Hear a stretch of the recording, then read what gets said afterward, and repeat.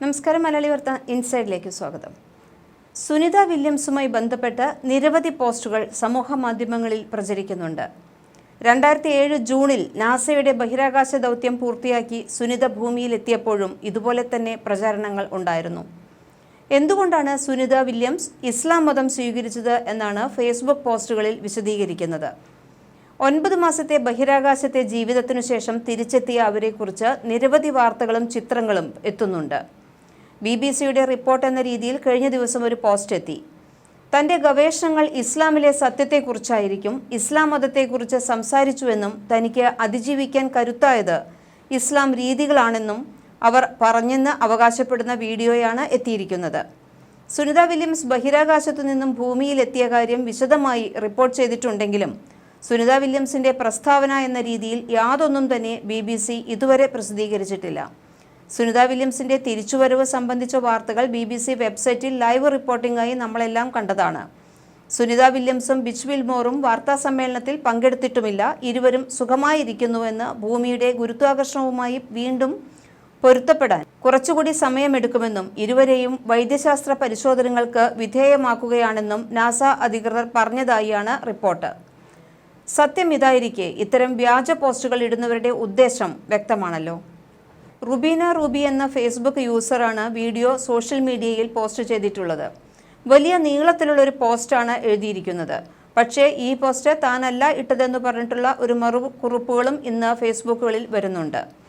എന്തായാലും റുബീന റൂബിയുടെ പോസ്റ്റ് ഇങ്ങനെയായിരുന്നു: ഒരാഴ്ചത്തെ ദൗത്യവുമായി ബഹിരാകാശത്ത് പോയ സുനിത 9 മാസം അവിടെ തങ്ങി തിരിച്ചു വന്നപ്പോൾ പത്രക്കാരോട് പറഞ്ഞത് ലോകത്തിപ്പോൾ ചർച്ചാ വിഷയമായിരിക്കുകയാണ്. ഞാൻ ബഹിരാകാശത്ത് കുടുങ്ങിയത് ദൈവനിശ്ചയപ്രകാരം ആണ് എന്നാണ് എനിക്ക് തോന്നുന്നത്. 20 ദിവസം കഴിഞ്ഞപ്പോൾ തന്നെ ഞാൻ മരണം മുന്നിൽ കണ്ടതുപോലെ ആയിരുന്നു ജീവിച്ചത്. സ്റ്റോർ ചെയ്ത ഭക്ഷണവും വെള്ളവും തീരാനായി ഇനി എങ്ങനെ മുന്നോട്ട് പോകും എന്ന് ചിന്തിച്ചപ്പോഴാണ് മുസ്ലിങ്ങളുടെ റംസാൻ നോമ്പിനെക്കുറിച്ച് ഓർമ്മ വന്നത്. അന്നു മുതൽ ഞാൻ വൈകുന്നേരം കുറച്ച് ഭക്ഷണവും വെള്ളവും കുടിക്കും, പിന്നെ രാവിലെ കുറച്ച് വെള്ളവും. 1 മാസം കഴിഞ്ഞപ്പോൾ എനിക്ക് നല്ല ആരോഗ്യവും ഉന്മേഷവും തോന്നി. എനിക്ക് കുറച്ചധികം നാൾ പിടിച്ചു നിൽക്കാൻ സാധിക്കും എന്ന് മനസ്സിലായി. മരണത്തെയും കാത്തിരിക്കുന്ന ഞാൻ ഒരു ദിവസം ബൈബിൾ വായിക്കാമെന്ന് കരുതി കമ്പ്യൂട്ടർ തുറന്നു. മുൻപ് പലതവണ വായിച്ചത് ആയതുകൊണ്ട് എനിക്ക് ഒരു പേജ് വായിച്ചപ്പോൾ തന്നെ ബോറടിച്ചു. അപ്പോഴാണ് എൻ്റെ മനസ്സിൽ ഇനി ഖുറാൻ വായിക്കാം എന്ന് തോന്നിയത്. ഇപ്പോൾ എനിക്ക് തോന്നുന്നത് അത് ഏതോ ഒരു ശക്തി എന്നിൽ തോന്നിപ്പിച്ചു എന്നാണ്. അത് ഞാൻ ഡൗൺലോഡ് ചെയ്ത് വായന തുടങ്ങി. 10-15 പേജ് വായിച്ചപ്പോൾ ഞാൻ അത്ഭുതപ്പെട്ടു പോയി. അതിലെ ഭ്രൂണശാസ്ത്രവും ആഴക്കടലിനെ കുറിച്ചും ആകാശത്തെയും കുറിച്ച് പറയുന്നത് ഇറ്റ് വാസ് അമേസിങ്. ഇത് ലോകത്തോട് വിളിച്ചു പറയണം എന്ന് എനിക്ക് തോന്നി. ബഹിരാകാശത്തു നിന്ന് നോക്കുമ്പോൾ സൂര്യൻ ചെളിക്കുണ്ടിൽ താഴുന്നത് പോലെയാണ് തോന്നുക. ചിലപ്പോൾ മുകളിൽ നിന്ന് ചില ശബ്ദങ്ങൾ കേൾക്കാം, മന്ത്രങ്ങൾ ഉരുവിടുന്നത് പോലെ. എനിക്ക് തോന്നിയത് അത് അറബി ഭാഷയാണ് എന്നാണ്. എൻ്റെ സഹയാത്രികൻ ബാരി വിൽമോർ പറഞ്ഞത് ദിവസവും ഖുറാൻ വായിക്കുന്നത് കൊണ്ട് തോന്നിയതാണ് എന്നാണ്. ഇതിനുശേഷം ഞാൻ ഖുറാൻ ഗഹനമായി വായിക്കാൻ തീരുമാനിച്ചു. തഫ്സീറുകൾ ഡൗൺലോഡ് ചെയ്തു. It was A wonderful experience. ഇത് ഞാൻ എലോൺ മസ്കിനെ അപ്പോൾ തന്നെ വിളിച്ചറിയിച്ചു. അദ്ദേഹം അക്കാര്യം അടുത്ത് തന്നെ അദ്ദേഹത്തിൻ്റെ എക്സിനോട് പങ്കുവയ്ക്കും എന്ന് പറഞ്ഞു. ഇനിയാണ് നിങ്ങൾ ഞെട്ടാൻ പോകുന്നത്. ചില ദിവസങ്ങളിൽ വലിയ ഉൽക്കകൾ ഞങ്ങളുടെ സ്പേസ് സ്റ്റേഷനു നേരെ പാഞ്ഞു വരുന്നത് നമ്മൾ കണ്ട് ഭയന്നിരിക്കും. വേറെ വഴിയൊന്നും ഇല്ലാത്തത് കാരണം ഞങ്ങൾ ദൈവത്തോട് പ്രാർത്ഥിക്കും. അത്ഭുതമെന്ന് പറയട്ടെ, ചില ചെറിയ ഗോളാകൃതിയിലുള്ള വെളിച്ചങ്ങൾ, നക്ഷത്രങ്ങളെപ്പോലെ തോന്നിക്കുന്നവ പറന്നു വന്ന് ഉൽക്കകളെയെല്ലാം നശിപ്പിക്കും. കാണുമ്പോൾ നമുക്ക് നക്ഷത്രങ്ങൾ വാരി എറിയുന്നത് പോലെ തോന്നും. അത് ഞങ്ങളെ അത്ഭുതപ്പെടുത്തി. അതിനെക്കുറിച്ച് കൂടുതൽ അന്വേഷണങ്ങൾ അടുത്തു തന്നെ നാസ നടത്തുമെന്ന് ഉറപ്പു തന്നു. അങ്ങനെ 8 മാസം കഴിഞ്ഞു. ഖുറാൻ മുഴുവൻ വായിച്ചു. എനിക്ക് തിരിച്ചു ഭൂമിയിൽ പോകാൻ സാധിക്കും എന്ന തോന്നൽ അന്നു മുതൽ വന്നു തുടങ്ങി. ഒരു അസാധാരണമായ കോൺഫിഡൻസ് എന്നിൽ നിറയുന്നത് പോലെ തോന്നി. ഏപ്രിൽ മാസമായപ്പോൾ സൂര്യൻ അസ്തമിക്കാനാകുമ്പോൾ മുകളിൽ നിന്നും യൂണിക്കോൺ, പറക്കുന്ന കുതിര പോലെ ഉള്ള ഒരു ജീവി ഭൂമിയിലേക്ക് ഇറങ്ങി വരുന്നത് പോലെ കണ്ടു. അത് ഭൂമിയുടെ അന്തരീക്ഷ മണ്ഡലത്തിലെത്തിയാൽ പിന്നെ കാണാൻ സാധിക്കുന്നില്ല. അത് എവിടെ നിന്നാണ് വരുന്നത് എന്ന് മനസ്സിലായില്ല. ഞാനും എൻ്റെ സുഹൃത്തും കൂടി അതിനെ നിരീക്ഷിക്കാൻ തുടങ്ങി. അത് മുകളിലെ പ്രത്യേക ലെയറിൽ നിന്നുമാണ് ഇറങ്ങി വരുന്നത്. എനിക്ക് തോന്നുന്നത് ആകാശത്തിന് 1-ൽ കൂടുതൽ തട്ടുകളുണ്ട് എന്ന് മനസ്സിലായി. ഈ പറക്കുന്ന കുതിരകൾ എന്തുകൊണ്ടാണ് ഇപ്പോഴൊന്നും ഇല്ലാത്തത് എന്ന് ഞങ്ങൾ എത്ര ആലോചിച്ചിട്ടും മനസ്സിലായില്ല. അപ്പോഴാണ് ഹാൻസൺ റിവറിന് മുകളിൽ ചന്ദ്രക്കല കണ്ട കാര്യം ന്യൂയോർക്ക് ടൈംസിൽ കണ്ടത് മുസ്ലിങ്ങളുടെ നോമ്പ് തുടങ്ങിയത് മാർച്ച് 2-നാണ് എന്നുള്ള വാർത്തയും കണ്ടത്. അന്നു മുതലാണ് ഞങ്ങൾ ഈ പ്രതിഭാസം കണ്ടത്. പിന്നീടുള്ള ദിവസങ്ങളിൽ ഞങ്ങൾക്ക് മനസ്സിലായി ഭൂമിയിൽ നോമ്പ് മുറിക്കുന്ന സമയമാണ് അത് വരുന്നത് എന്ന്. എനിക്ക് തോന്നുന്നത് ദൈവത്തിൻ്റെ അനുഗ്രഹവുമായി വരുന്ന മാലാഖമാർ ആണെന്നാണ്.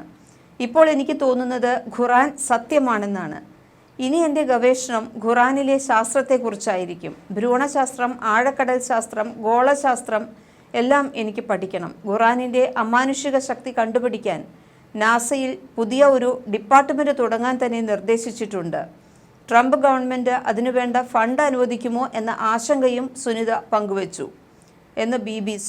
ഇതാണ് BBCയുടെ പേരിൽ വന്ന പോസ്റ്റ്. ഇതിൽ പല വരികളും വായിക്കുമ്പോൾ തന്നെ നമുക്കറിയാം പറയുന്നതെല്ലാം ശുദ്ധ അബദ്ധമാണെന്ന്. കാരണം ഇത്രയും എന്തായാലും ഈ പോസ്റ്റ് എഴുതിയ വ്യക്തി ആരായിരുന്നാലും നല്ലപോലെ ഭാവനാശക്തിയുള്ള ആളാണ് എന്ന് വ്യക്തം. ഹൂസ്റ്റണിലെ ജോൺസൺ സ്പേസ് സെൻറ്ററിലേക്കാണ് സുനിത വില്യംസിനെയും ബുഷ് വിൽമോറിനെയും മാറ്റിയിരിക്കുന്നത്. സുനിത വില്യംസ് ബഹിരാകാശത്ത് ഉണ്ടായിരുന്നപ്പോൾ നാട്ടിലേക്ക് വരുന്നതിനെ കുറിച്ച് നടത്തിയ പ്രസ്താവനയെക്കുറിച്ച് പരിശോധിച്ചിരുന്നു. എൻ്റെ കുടുംബത്തെയും നായ്ക്കളെയും കാണാൻ കടലിൽ ചാടാനും ഞാൻ ആകാംക്ഷയോടെ കാത്തിരിക്കുകയാണ്. ഭൂമിയിലേക്ക് തിരിച്ചു വരുന്നത് തികച്ചും സന്തോഷകരമായിരിക്കും എന്ന് മാത്രമാണ് അവർ പറഞ്ഞിരുന്നത്. സുനിത വില്യംസിൻ്റെയും ബുഷ് വിൽമോറിൻ്റെയും തിരിച്ചുവരവുമായി ബന്ധപ്പെട്ട വിശദമായ മറ്റൊരു റിപ്പോർട്ടും BBC പ്രസിദ്ധീകരിച്ചിട്ടുണ്ട്. ഇതിലും തിരിച്ചെത്തിയ ശേഷമുള്ള സുനിത വില്യംസിൻ്റെ പ്രസ്താവനയൊന്നും തന്നെ ഉൾപ്പെടുത്തിയിട്ടില്ല.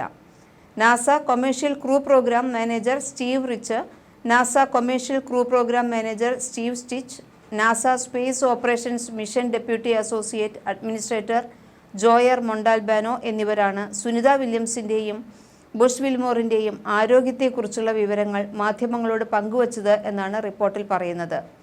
ലഭ്യമായ വിവരങ്ങളിൽ നിന്നും ബഹിരാകാശത്തു നിന്നും തിരിച്ചെത്തിയ ശേഷം സുനിത വില്യംസ് ഇസ്ലാമിനെക്കുറിച്ച് സംസാരിച്ചു എന്ന രീതിയിൽ പ്രചരിക്കുന്ന പോസ്റ്റുകളെല്ലാം തന്നെ തെറ്റിദ്ധരിപ്പിക്കുന്നതാണ് എന്ന് വ്യക്തമായിട്ടുണ്ട്.